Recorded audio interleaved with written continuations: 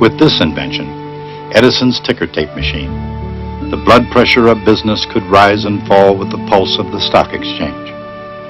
And whatever the news, it traveled far and fast with Edison's vastly improved version of the repeating telegraph. In fact, he often refined others' inventions, making them more practical and commercially viable in the process.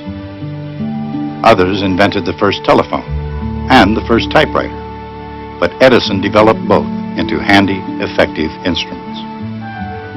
On the other hand, sometimes Edison sought to destroy, not improve, someone else's idea.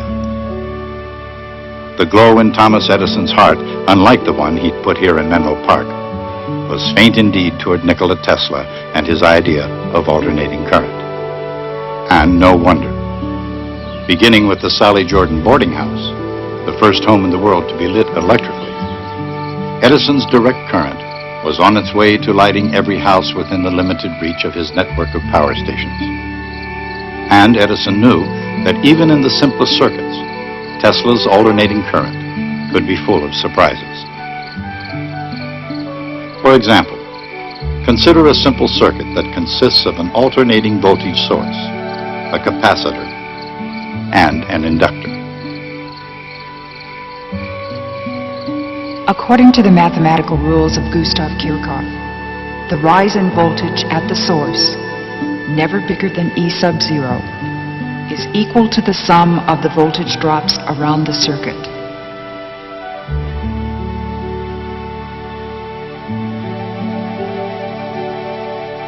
The result is a differential equation that can be written in terms of the charge Q on the capacitor.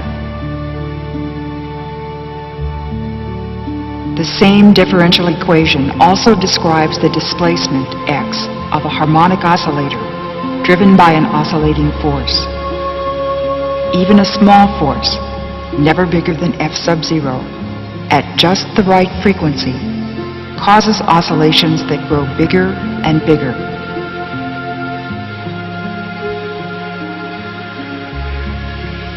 And that adds up to the phenomenon of resonance, which means that in an AC circuit, even a tiny oscillating voltage can cause the flow of an amazing amount of electric charge.